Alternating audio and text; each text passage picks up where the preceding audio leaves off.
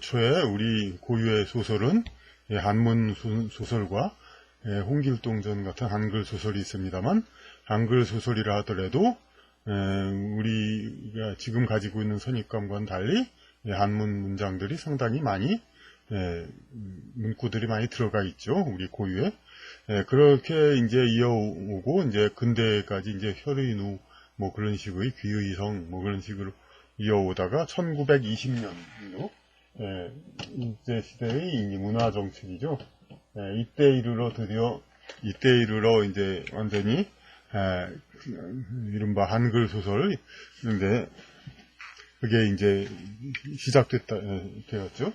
그리고 여기서 큰 차이는 이제 물론 홍길동전, 뭐 혈의누 이런 것도 다 한글 위주로 써 있습니다만은 이제 이 한문을 많이 집어넣다 보니까 이제 전체의 흐름 걸 좀 생각을 해야 되고 여러 가지 이제 좀 고충이 많았죠. 이제 한글 그대로 이제 쓰자니 이제 그 문장 뜻을 어떻게 그대로 전달하기가 힘들었고 그런 그 단어의 뜻을 그런데 한자를 괄호 안에다 넣어가지고 하는 것을 이제 이때 원칙으로 이제 시작을 했죠. 그래가지고 과거에는 이제 한글로만 쓰려니까 뜻이 안 전해지니까 한문으로도 다시 쓰고 이제 그랬던 걸 가지고 이제 완전히 한글을 원칙으로 하고 꼭 필요하면 한자를 꼭 필요하면 괄호 안에 넣으라. 그렇게 해가지고 이때 이제 기라성 같은 오늘날과 같은 소설의 효시가 되는 이광수, 김동인, 나도향, 이효석 뭐 그냥 기라성 같이 나타났죠. 그래서 어찌 보면 황금기 그동안 이제 막혀 있었던 한글 소설 그런 사람들 작가들이 창작이 완전히 터졌다고 볼 수가 있죠. 그렇게 해서 이어져 왔는데 그럼 그 이전부터도 한글 소설이 계속 있었냐? 그 이유는 뭐냐? 여기 두 가지가 이유가 있습니다. 물론 우리가 흔히 얘기하는 이제 무식한 이제 무지계층을 위해서 했다 그런 얘기가 있지만은 이건 일종의 좀 캠페인적인 의미가 있고 어찌 보면 이제 이 소설을 쫙 읽어야 되는데 그 음을 그냥 좀 자연스러워야 되잖아요. 좀 이제 어떤 다른 요소들이 같이 있으면은 이제 읽기에 이렇게 금방 이제 흘러가는 거는 안 되죠. 그러니까 한자들이 들어가면 어쨌든 읽는 방식 자체가 다르니까 문장은 이해가 된다 하더라도 막 이렇게 싹 술술 내려가고 읽기에는 조금 이제 불편할 수가 있죠. 그래서 정말로 이런 걸 생각해서 그러니까 가독성을 위해서 이렇게 썼다면은 그러니까 숫자 같은 것도 1, 2, 10 하죠. 1, 2 이런 걸 이렇게 도서에다 집어넣는다는 거는 이건 어긋나는 겁니다. 그러니까 1, 2, 3 이런 것들도 한글로 써야 되고 그래야 정말 이제 가독성을 생각한 소설이 되죠. 그리고 이제 뭐 그냥 텔레비전도 TV라고 이렇게 쓰고 이제 CD 이런 글을 쓰는데 이런 것들을 넣는 거는 가독성을 이제 생각하지 않는 거죠. 이제 전체의 통일성이라든지 그러니까 그러면은 이제 지금은 거의 이제 무지계층을 위해서 그런다는 건데 사실 지금 국민 대부분이 고등학교, 대학교까지 배우는 상황에서 이런 걸 계속 고수한다는 것도 참 의미가 없는 거고 달리 말하면 이제 어떤 이데올로기적인 이제 전통을 이제 괴를 달리하는 그러한 이제 부류들이 한국에서 득세하기 위한 그런 목적이라고 하는 것이 이제 솔직한 거겠죠. 그래서 이제 근데 소설이 이제 어떤 한 나라 백성을 바꾸는 그 혁명의 의미를 가지고 있는데 소설이 그렇게 됨으로써 처음에는 그것을 따르지 않던 다른 분야들도 이윽고 다 따르게 소설이 이제 독서의 가장 중요한 위치를 차지하니까 그렇게 됐는데 제가 이제 지금 여러 가지 다른 인문학서적 그리고 철학서 이런 것을 다 살펴보고 물론 그전에도 보았지만 특히 의식적으로 보고 나니까 이게 상당히 이제 이렇게 소설과 같이 이렇게 되었다는 거, 예, 그것을 이제 보게 되었습니다. 그리고 다시 또 살펴보니까 그게 역사도 상당히 오래됐습니다. 제가 이제 책을 드리겠습니다. 요거는 이제 물론 70년대부터 나왔었지만은 90년대에도 있던 책입니다. 여기는 이제 그 한자를 이제 그대로 쓰는 이제 특별히 그러니까 그런 방식으로 조판된 의류문화사의 사상 전집입니다. 근데 요거는 이제 비슷한 시기에 나온 미문 출판사라고 하는데, 그러니까 역시 이제 새로판으로 나왔는데 지금은 새로 쓰기라고 하면 상당히 옛날 일로 생각을 하죠. 그런데 그럼에도 여기서도 이제 철학서를 쓰는데 한글로 쓰고 한자는 괄호 안에 넣는 거, 이걸 하려고 아주 애를 썼다는 그것이 이미 나와 있습니다. 1970년, 1980년대에 나온 건데, 그리고 요거는 1970년도에 나옵니다. 이제 그때는 더 작은 사이즈가 더 있었기 때문에 옛날에는. 그런데 여기서도 그러니까 이 책보다도 더 오래된 건데, 이 책은 한자를 그대로 썼지만 이 책은 역시 또 한자를 괄호 안에 넣는 그런 식으로 이제 썼습니다. 그러니까 이미 새로 쓰기가 아직 있었던 그 시기에까지도 이제 그 한글 전용 원칙으로 하고 한자를 괄호 안에 넣는 그런 방식이 많이 있었던 것입니다. 근데 이렇게 씀으로써, 근데 왜 이렇게 됐냐? 이 학문의 자유가 뭡니까? 진리를 추구하는 거죠. 진리를 추구하는 데 있어서 언어는 수단입니다. 언어는 수단인데 왜 학문 그 자체를 지배하게 되는가? 왜 수단에 우리가 학문을 하는 사람들이 맞춰야 하는가? 이게 참 아이러니합니다. 그리고 사실 철학뿐만 아니라 수학, 공학, 여러 가지 과학 서적들도 마찬가지입니다. 예. 그런데 왜 그렇게 됐냐? 각 분야 전문가 학자들이 그렇게 자존심이 없나? 소설이 한번 그랬다고 해서 일제히 소설을 따라가지고, 그러니까 이때 80년대, 90년대까지만 해도 한글 전용 소설은 이미 1920년대부터 있었는데, 90년대까지도 이제 소설을 전적으로 따르지는 않았는데, 그런데 어떻게 지금은 전부 다 그렇게 따르게 되었나? 이것이 참으로 각 분야의 학자들, 진리 탐구를 최우선으로 생각하는 그런 고매한 인격의 그런 학자들이 그렇게 자존심이 없나?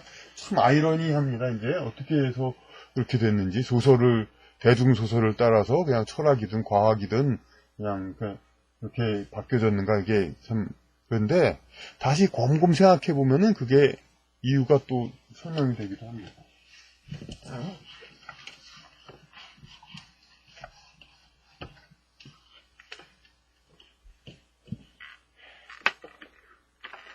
그러니까 1960년대 안팎, 50년대, 70년대 그때 유학을 갔다 온 선각자들, 그분들은 대개 이 책을 번역하면서 어떤 마음가짐으로 번역을 했냐면은 고생을 하면서 유학을 하셨죠, 그분들은.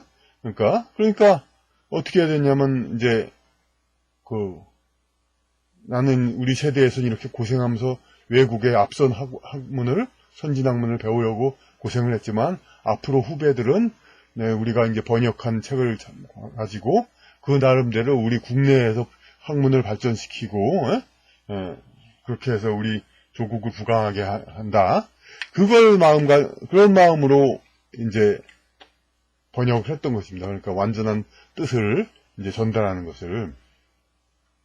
그런데 아시다시피 70년대 이후로 이제 권력이 많이 이렇게 한글 전용 이런 것을 많이 밀어붙이고 그랬죠. 그리고 그걸 반대하는 교수들을 이제 어떻게 많이 탄압을 했죠. 그러니까 그 뒤로 이제 그러니까 일찍이 이제 앞서 얘기 드린 대로 아직 새로 쓰기가 있던 시대에도 한글 전용 이제 학술서는 아주 역사가 오래됐습니다. 7, 80년대에도 그렇게 쓰려고 애를 썼죠. 한글 전용. 뜻이 전달이 어려움에도 불구하고, 예. 그랬는데, 그게 왜 그렇게 됐냐? 유학을 이미 갔다 온, 그러니까 6, 70년대 아주 제1세대로 유학을 갔다 온 분들은 앞서 말씀드린 대로 자기네들만 고생해서 공부를 하고 더 이상 그러지 않도록 하려고 했었는데, 이제 80, 90년대 들어와서 유학을 가는 사람들은 어떻게 생각을 하냐면은, 이제 경제적으로 부유해지고 그랬으니까, 많이 이제 자식들을, 그러니까 명예를 얻기 위해서 유학을 많이 보냈죠. 그래서, 근데 일종의 상류 계층을 형성하죠, 사회적으로. 이제 상류 계층을 형성하면 어떻게 됩니까? 종족 보존의 본능이 있죠. 그러니까 후배들도 계속 유학을 하고, 그래야 자기 세력이 커지죠. 학파가 조성되고, 유학 학파.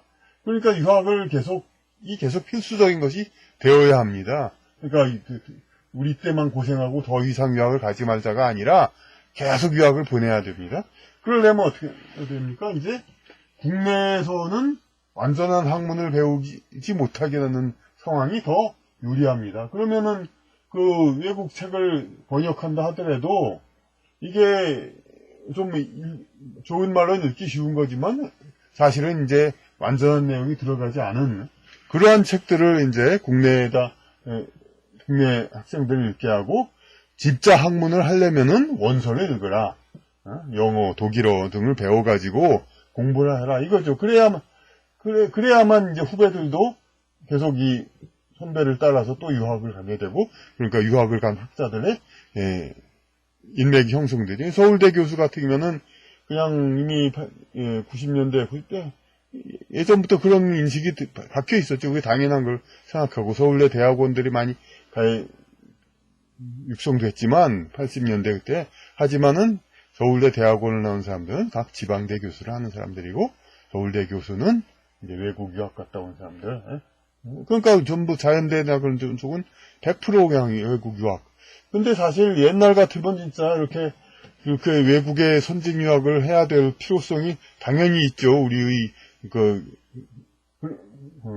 어떤 부족함을 메우기 위해서 외국의 선진 학문을 배우러 가야 되는데 지금은 인터넷으로 모든 정보가 그냥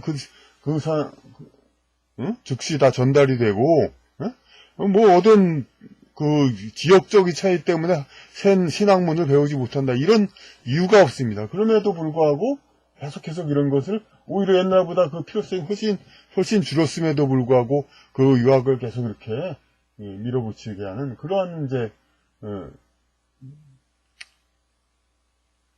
풍토가 계속 진행되고 있죠. 그것은 이제, 국내 학술 번역서를 만든다 하더라도 완전한 뜻을 갖지 못하니까 그래도 필요는 하죠. 왜냐면은 원서와 대조해서 읽기에 참고가 되니까. 그러니까 국내 철학서, 실제 철학서라는 말에도 책에서도 이 D라는 아주 기초적인 단어도 이렇게 괄호 안에 반드시 넣어야 되고 그러죠. 그러니까 대중소설화 되는 겁니다. 이렇게.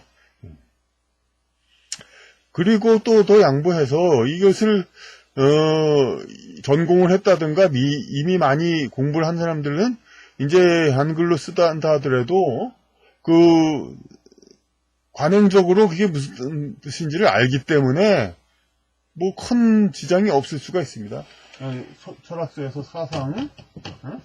사상이라고 하는 게 이런 사상이라는 뜻을 그러니까 물질의 화된 형태의 이런 거란 뜻을 철학을 공부한 사람들은 전문적으로 공부한 사람은 다 알기 때문에 우리가 흔히 말하는 공산주의 사상 그런 사상이 아니라는 거 물론 이런 뜻으로 가끔 쓸 때가 있지만 전공한 사람들은 다 압니다. 그러니까 전공자들끼리 읽는 책은 이렇게 그렇게 계속 됩니다. 그리고 기왕에 굳혀져 있는 학문 이것을 계속해서 이제 전달하고 답습하고 이제 관행이 굳어져 있는 데에서는 한글로서 이제 축약된 정보 축약이고 볼 수 있죠. 물론 실제 이제 어떤 정보 바이트스의 축약은 아니지만은 어쨌든 간에 적은 두뇌 회전을 덜 하게 하는 적은 정보로서도 전달을 하게 되니까 그렇게 가능하다고 보죠. 이미 익숙한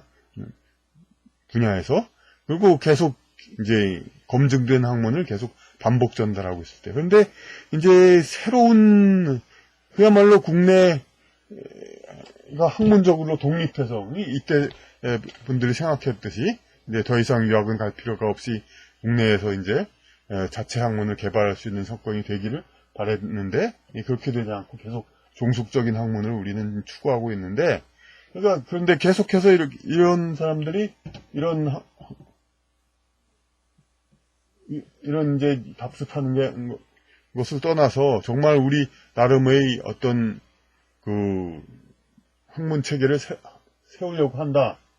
그러려고 하면은 그때는 완전한 그러니까 용어 자체도 반드시 뭐 관행적인 용어가 아닌 새로운 용어도 많이 있을 거 아닙니까? 그리고 그 창의적인 새로운 뜻을 위해서 많은 이제 신주어도 있어야 되고 그럴 경우에는 이런 체계로서는 이게 불가능하다는 것이 나오게 됩니다. 그러니까 이것이 그러니까 지금 우리 계속 통용되고 있는 한글 전용 문화에 관해서는 제가 뭐 계속 전에도 얘기했듯이 창조적인 것을 위해서 계속 그것이 힘들었다 한 건데 그나마 문학은 이제 대중성을 하도 이제 얘기를 하니까 그렇게 뭐 가로 안 해놓는 거기에 이야기가 되는데 철학에서도 학문에서도 전혀 이제 그런 것을 이제 이걸 읽기 힘든 사람을 위해서 이렇게 반드시 그렇게 해야 되는가 이제 이렇게 하고 이제 한 번 쓰고 난 다음에 그냥 지라고만 하는 거죠. 이제 그렇게 하는데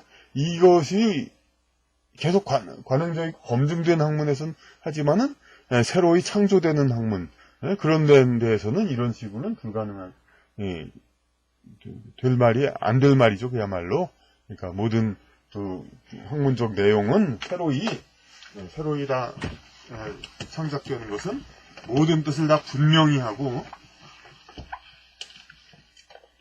모든 새로운 단어 뜻은 전부 분명하게 전달하는 것이 이른바 쉽게 이제 읽기 편하게 전달하는 것. 실제 읽기 편한지도 모르겠지만 그렇게 전달하는 것보다 더 옳습니다. 그러니까 앞으로 이제 새로운 이런 창작이라보다 창조적인 그런 이제 학술 활동을 하는 분들은 이런 언어가 학문을 언어라든가 문자는 학문의 수단인데 이 수단이어야 할 문자가 그러니까 학문을 다스리는 이런 체제 이거는 이제 벗어나야 합니다. 그러니까 문자는 어디까지나 학문 연구를 위한 수단이지 문자 정책 이것에 학문을 이제 억눌리는 거 이것은 이제 옳지 못하다고 보겠습니다. 그러니까 진정한 이제 학자라고 자부하는 이제 그 분들이라면은 이런 문자 정책에 억눌려 가지고 학문의 자유, 학문 표현의 효율성 이런 것을 희생하는 그런 일은 없어야 하겠습니다.